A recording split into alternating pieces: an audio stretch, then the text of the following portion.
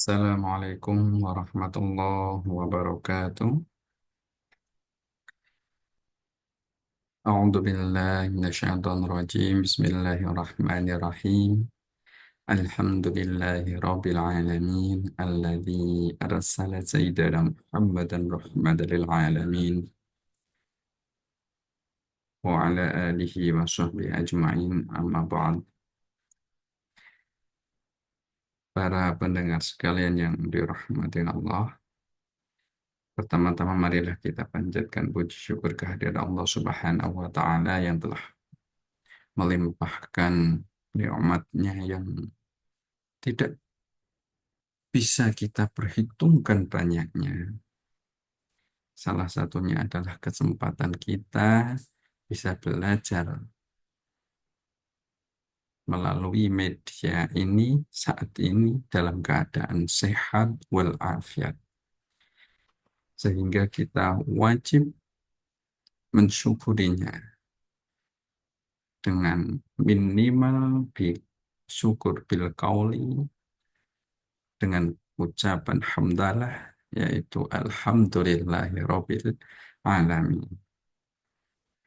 Yang kedua, sholawat serta salam kita panjatkan kepada beliau Nabi Agung Muhammad Sallallahu Alaihi Wasallam yang telah menyampaikan risalah kenabiannya, yaitu tentang agama Islam, agama penerang, agama penyelamat kita semua, sehingga kita bisa tertuntun dalam menghadapi segala ujian dari Allah Subhanahu wa Ta'ala.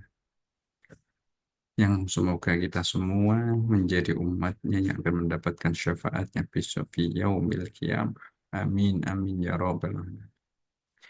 Hadirin sekalian yang dirahmati Allah, pada kesempatan yang penuh berkah ini, saya akan menyampaikan yaitu modul pembelajaran pendidikan agama Islam, khususnya tentang tema 10, yaitu Islam dan modernisasi. Pada kesempatan kali ini saya akan menekankan lebih kepada pentingnya spiritualitas di era modernisasi ini, yaitu yang kita lazim menyebutnya dengan era revolusi industri 4.0.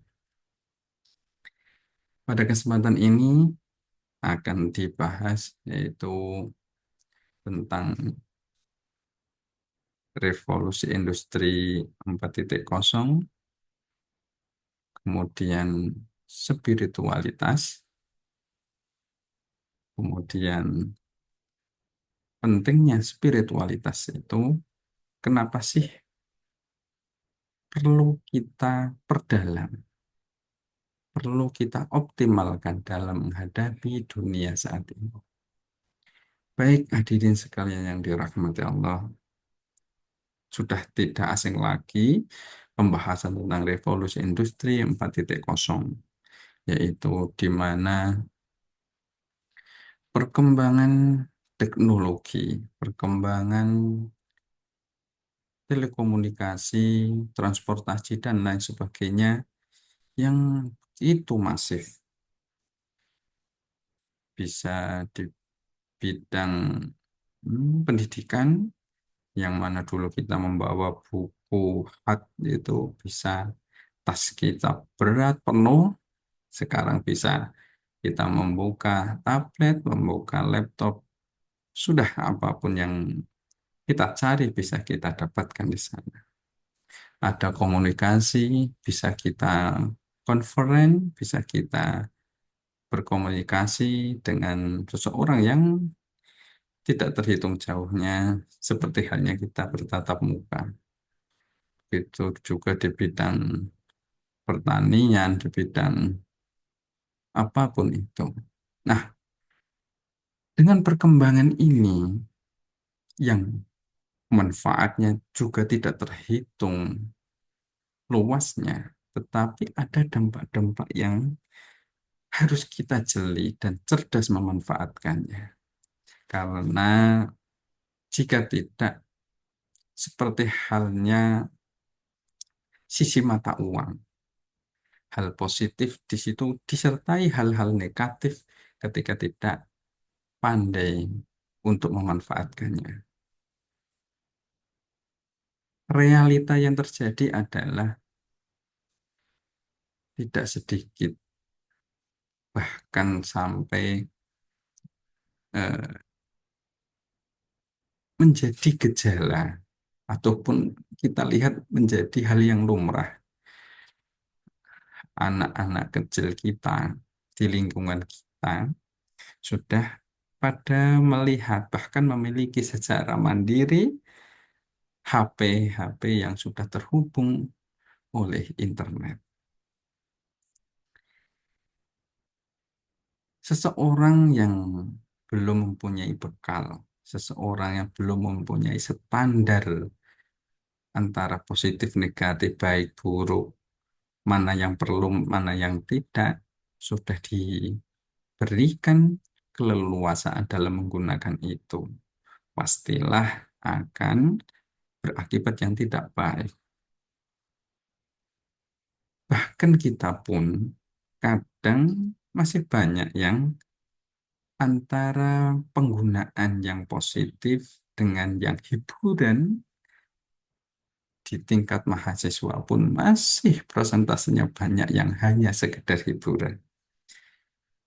Menggunakan internet untuk belajar dengan menggunakan internet hanya untuk bermedia sosial yang hanya hiburan, itu persentasenya mungkin yang untuk belajar baru 10%. Nah, inilah sehingga saya akan menyikapi di mana pentingnya kita harus sadar diri, pandai memfilter penggunaan teknologi saat ini. Apalagi ada hoax yang ketika eh, musim kampanye ataupun pemilihan pemimpin kita yang secara demokratis ini banyak sekali hoax, banyak sekali fitnah yang mungkin kita adalah salah satu bagian yang pernah menyebarkan.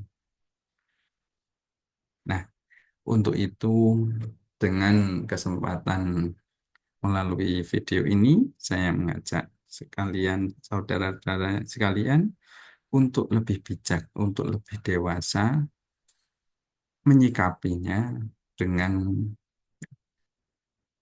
standar spiritualitas. Baik. Nah, seperti tadi sudah kita sampaikan, ada perkembangan revolusi industri itu ada di bidang pertanian, di bidang industri, ada di bidang robotik, ya, dan ekonomi, keuangan, transportasi, lebih-lebih sekarang sudah akan beralih ke elektrik, ya. Dari sepeda, dari motor, dari mobil, dari kereta api, dan seterusnya. Nah, kenapa sih diperlukan spiritualitas? Apa itu spiritualitas? Nah, spiritual kalau secara bahasa diambil dari kata spirit, dari bahasa spiritus, ya, bahasa Latin yang artinya adalah nafas atau energi dalam hidup. Kemudian dalam Al-Quran eh, disebutkan juga bahwa di surat As-Sajdah ayat 7 sampai 9, alladzi ahsana kulla syai'in khalaqah wa bada'a khalqal insani min tin summa ja'ala naslahu min sulalatin min ma'in mahin summa sawwahu wa nafakha fihi min ruhih wa ja'ala lakumus sam'a wal absara wal af'idah qalilan ma tashkurun.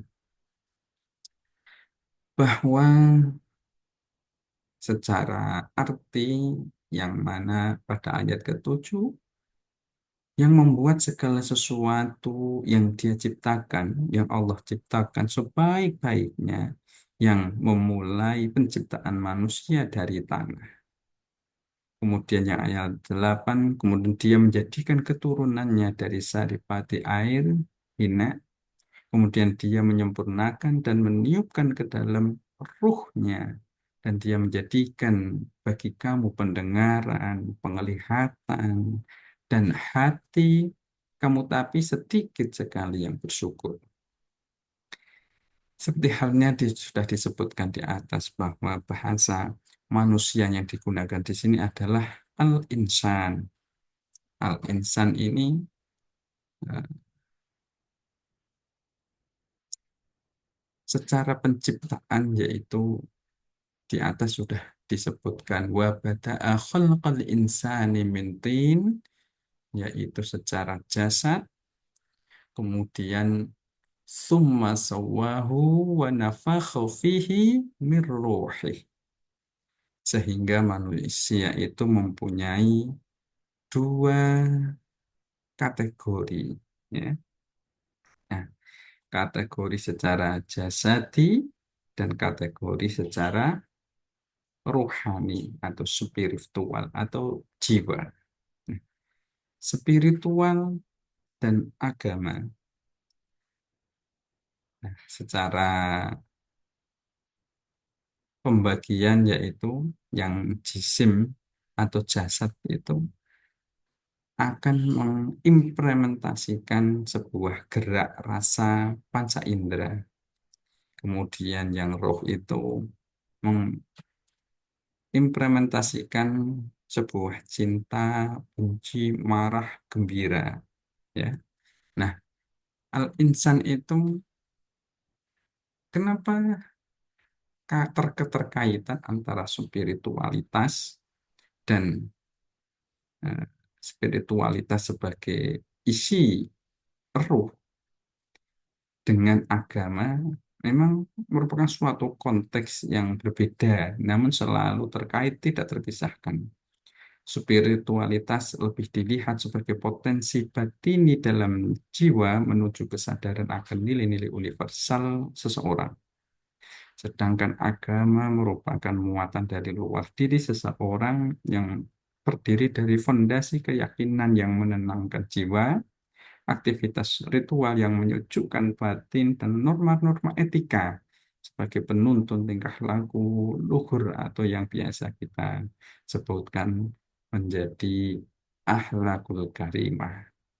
Nah, agama akan lebih dilihat sebagai sumber eksternal, sedangkan spiritual sebagai sumber internal yang sudah dibekali oleh Allah dalam jiwa kita, yaitu spirit jiwa kita. Nah, sumber internal inilah seseorang dalam memandang kehidupan akan terkonek karena roh itu adalah mirrohi ilahi, sedangkan agama juga agama samawi, sehingga ada koneksivitas. Dengan demikian, spiritualitas itu dapat dijangkau oleh semua orang, baik yang beragama maupun yang tidak. Akan tetapi, spiritualitas dapat terkikis, hilang bila tidak bina dan dikembangkan dengan menggunakan agama. Karena manusia dapat mengalami proses transformasi dalam berbagai aspek kehidupan. Oleh karena itu, manusia membutuhkan pedoman hidup universal yang dapat menyentuh aspek jiwa sekaligus raga, yaitu agama. Agama dalam konteks ini adalah agama Islam yang kemudian dianut oleh seseorang, di situ akan menyentuh ruhnya, akan menyentuh kolbunya, sehingga kolbu terkoneksi dengan baik, melaksanakan ajaran-ajarannya, kemudian akan terimplementasi menjadi di dalam secara jasadi, dalam tingkah laku menjadi akhlakul karimah.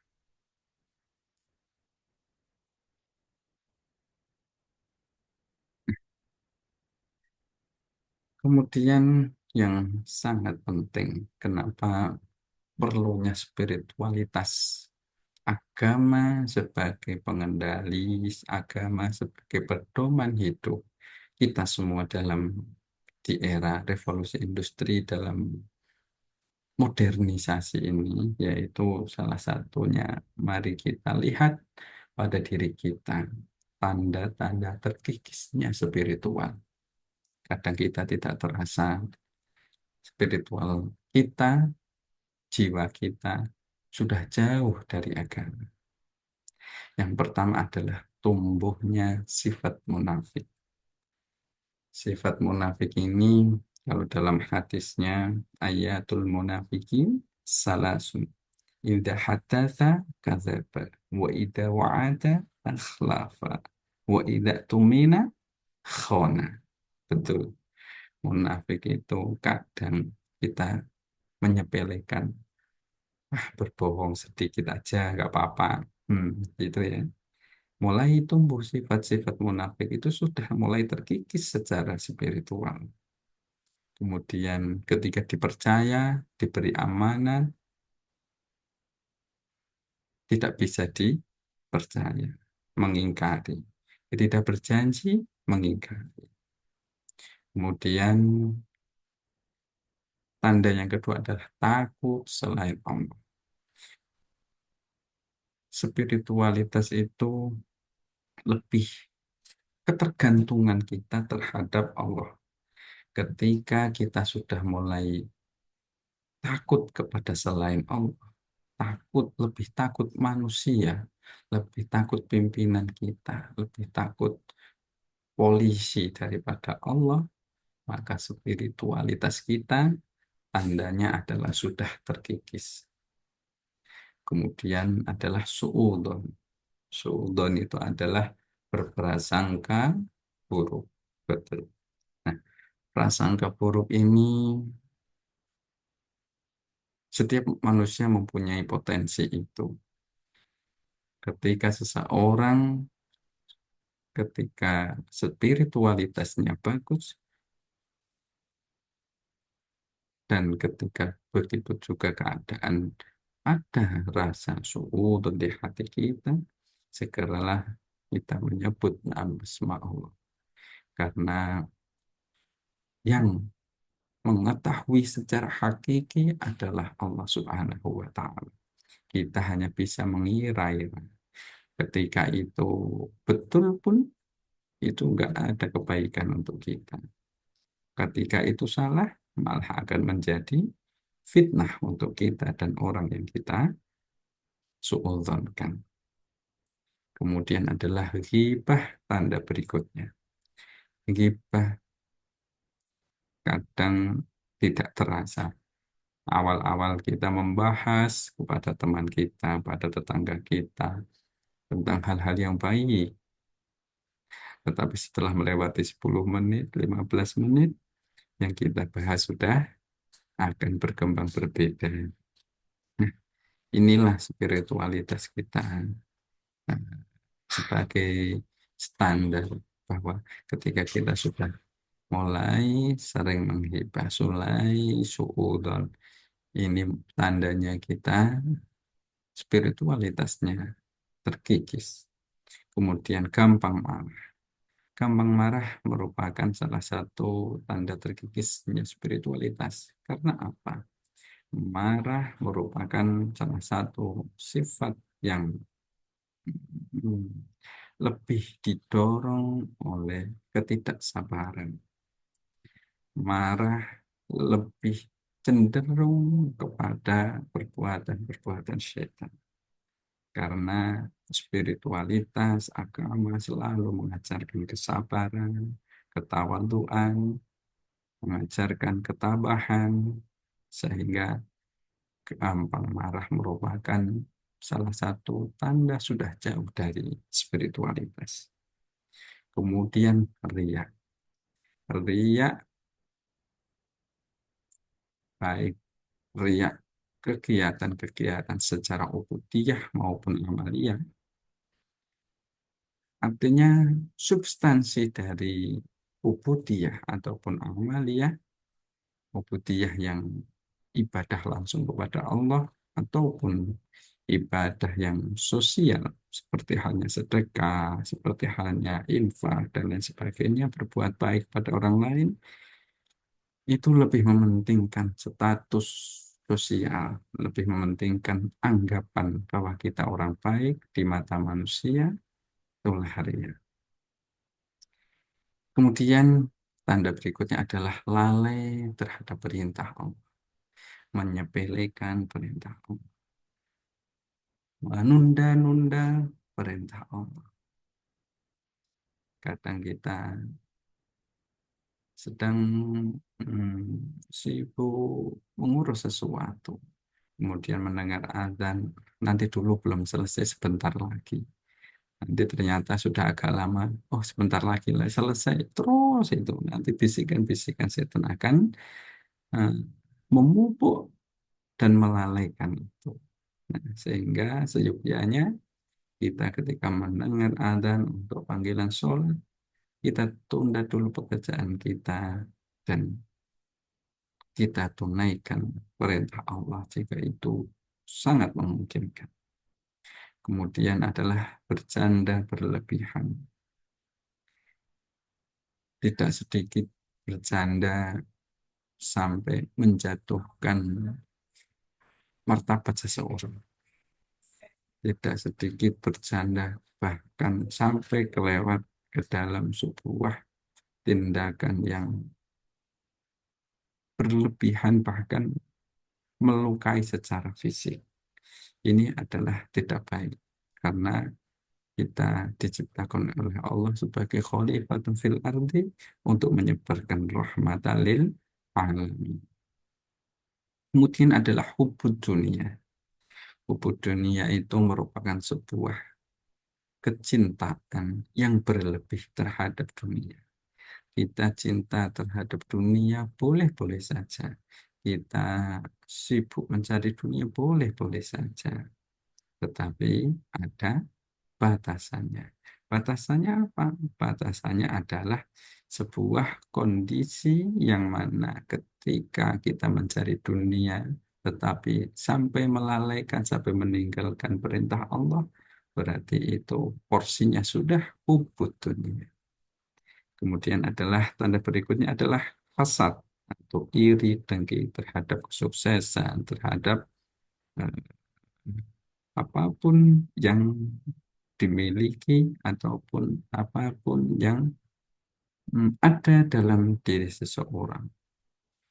Pinginnya kita melebihi orang tersebut, selalu ingin lebih dari tetangga, selalu ingin lebih dari saudara, dan seterusnya. Ketika itu hal-hal yang baik, bagus, seperti saudara saya hafal 15 juz, saya harus 30 juz. Itu boleh jadi dalam kebaikan. Tetapi kalau saudara saya, tetangga saya punya mobil itu, saya harus lebih punya mobil ini. Ya. Itu lebih kepada pasif. Nah, bagaimana sekarang ketika kita spiritual kita sudah mulai terkikis? Sebaiknya segeralah kita sadari dan kemudian kita tumbuhkan spiritualitas kembali. Bagaimana caranya? Yang pertama adalah istiqomah pada ibadah wajib. Ibadah wajib adalah sebuah kewajiban yang tidak bisa lagi ditolerir. Ketika sholat waktu tiba, segeralah di awal waktu. Ketika ada puasa, kewajiban puasa Ramadan, tunaikan dengan sebaik-baiknya. Ya. Nah, kemudian kita tumbuhkan dengan memperbanyak ibadah sunnah. Ketika kita sudah mulai ada rasa nyaman istiqomah pada ibadah wajib, kita mulai menambahi dari sedikit ibadah-ibadah sunnah. Mulai dari puasa Senin Kamis, bisa dengan qobliyah, sholat ba'diyah, kemudian ditambahi ada iktikaf dan seterusnya. Ketika sudah kita istiqomah akan merasakan nikmatnya, merasakan damainya ibadah-ibadah qiraatul Quran, berdialog langsung kepada Allah. Ya. Kemudian kiat yang kedua adalah membaca sirah nabawiyah atau salafus salihin sebagai panduan kita, sebagai standar buat kita. Bagaimana sih para nabi kita, para salafus salihin yang mungkin bisa kita jumpai langsung ataupun secara eh, membaca, kita bisa melihat, bisa meniru ukhuwah-ukhuwah, tindakan-tindakan mereka yang baik-baik. Kemudian kita tumbuhkan spiritualitas kita dengan cinta ilmu. Dengan semakin kita mencintai ilmu, semakin kita berilmu, semakin dewasa secara intelektualitas, kita akan semakin mengetahui secara substansi hakiki sebagai manusia seutuhnya. Sehingga tidak hanya kita mementingkan kepentingan-kepentingan kita saja, tetapi di situ di rezeki kita ada rezeki orang lain. Kemudian ada tafakur terhadap ciptaan-ciptaan Allah. Ayat-ayat kauniyahnya Allah. Allah menciptakan sesuatu tidak ada yang mubazir. Menciptakan hal yang terkecil, cacing, kuman, dan lain sebagainya. Itulah pasti ada hikmah di dalamnya. Kemudian zikrul maut, menumbuhkan pengertian, menumbuhkan secara sadar bahwa zikrul maut adalah sesuatu yang tidak bisa ditunda dan bisa terjadi kapan saja, kepada siapa saja, baik dalam keadaan sehat maupun sakit. Tidak ada yang bisa menang. Oleh karenanya, menumbuhkan spiritualitas melalui zikrul maut sangatlah efisien. Karena dengan menyadari siapa kita, dengan menyadari bahwa kita tidak selamanya hidup,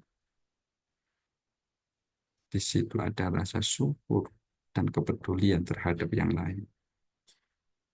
Kemudian kita tumbuhkan melalui kebersamaan kita terhadap orang-orang soleh. Kalau anak-anak sekarang menyebutnya circle. Circle kita harus kita tata dengan orang-orang yang soleh. Supaya kita bisa meniru tindak tanduk yang baik. Supaya kita mendapatkan doa-doa yang terbaik dari orang-orang soleh. Dengan menumbuhkan spiritualitas ini, kemudian bisa kita optimalkan spiritualitas kita melalui 5M. Yaitu yang pertama adalah mu'ahadah. Apa yang dimaksud dengan mu'ahadah? Yaitu mengingat perjanjian kontrak yang telah kita ikrarkan kepada Allah sebelum kita lahir ke dunia.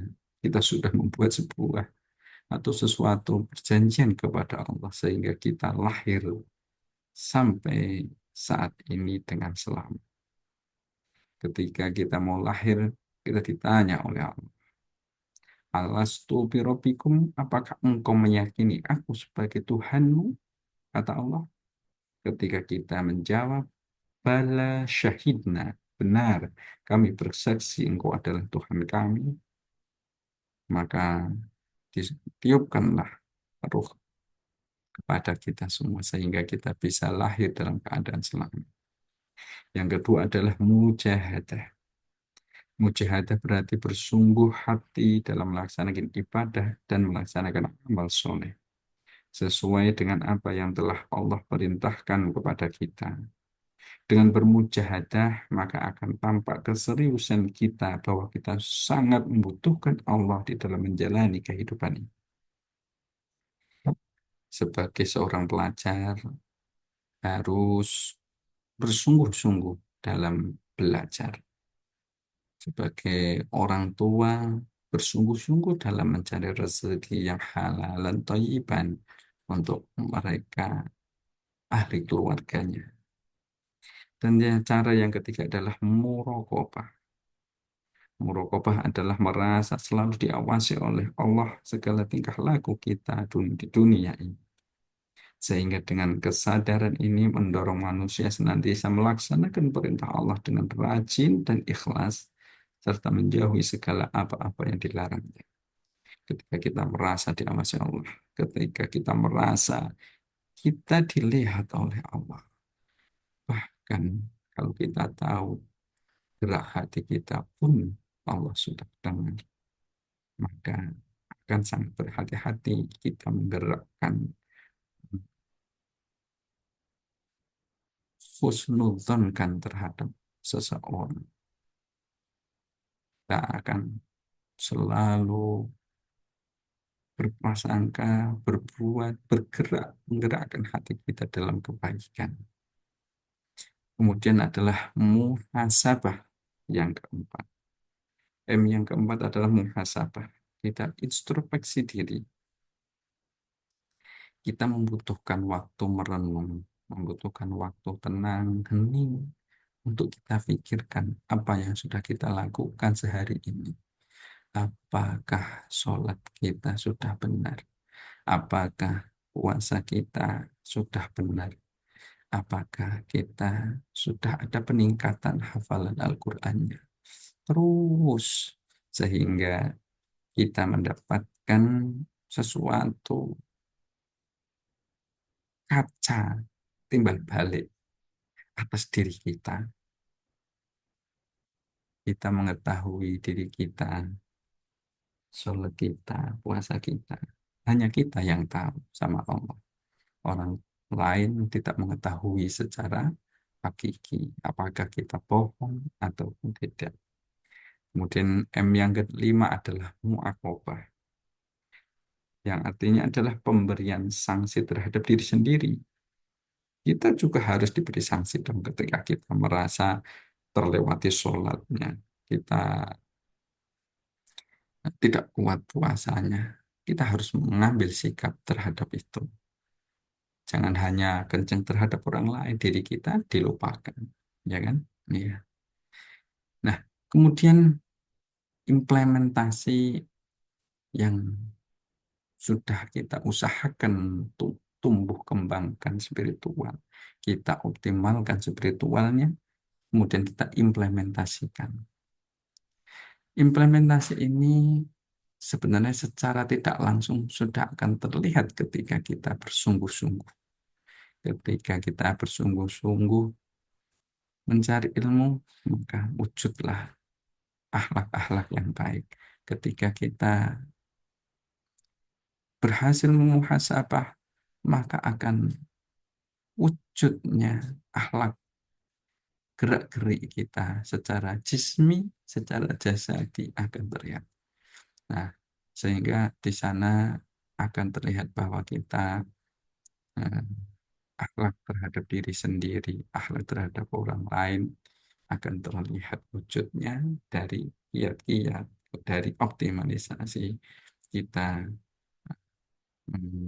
menguatkan spiritualitas kita melalui agama. Nah, fungsinya untuk apa? Ketika kita secara spirit sudah terisi jiwa kita, hati kita dengan agama, kemudian kita menyikapi dunia yang modern ini, ada hoax, ada bullying, ada hate speech di media sosial yang tanpa filter sudah ada pornografi dan lain sebagainya. Kita harus dewasa secara intelektual, dewasa secara agama, bahwa kita mempunyai opsi yang mana yang akan kita ambil, mana yang tidak. Sehingga kita menjadi seseorang yang sadar, sadar apa yang kita lihat, sadar apa yang kita baca, sadar apa yang kita share. Jadilah kesadaran itu akan membentuk, akan memilih, memfilter, apa-apa yang kita butuhkan dan apa yang kita tidak butuhkan. Sehingga diharapkan melalui penguatan-penguatan ini, kita mulai dari lingkungan yang ada di sekitar kita.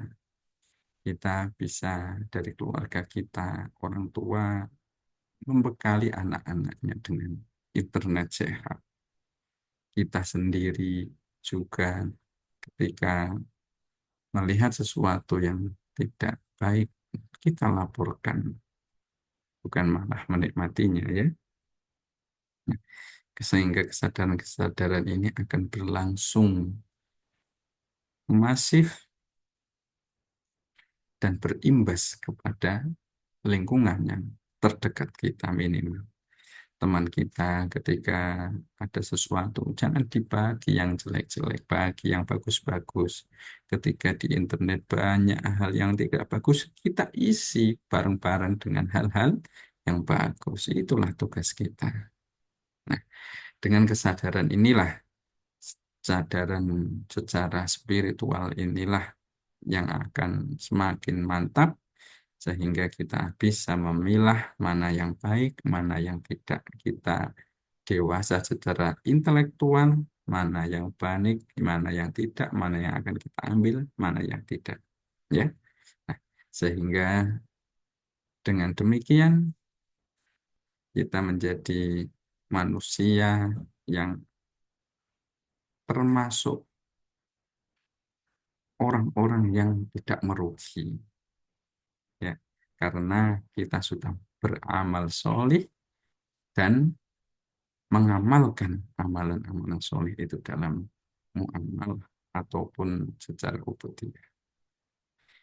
Baik, demikian sekilas tentang implementasi ataupun penguatan spiritualitas kita untuk menghadapi dunia modern ini tentang revolusi industri 4.0 menyikapi arus derasnya arus informasi yang tidak bisa terbendung sehingga harus diri kita lah yang membendung diri sendiri kemudian berimbas kepada orang di sekitar kita, orang lain, keluarga, lingkungan kita, masyarakat. Ketika nanti kita jadi pemimpin akan lebih berimbas lagi. Semoga menjadi ilmu yang bermanfaat. Kita akhiri sampai di sini. Semoga eh, bisa mendapatkan pencerahan dan kita sambung di tema-tema berikutnya. Akhirul kalam, wassalamualaikum warahmatullahi wabarakatuh.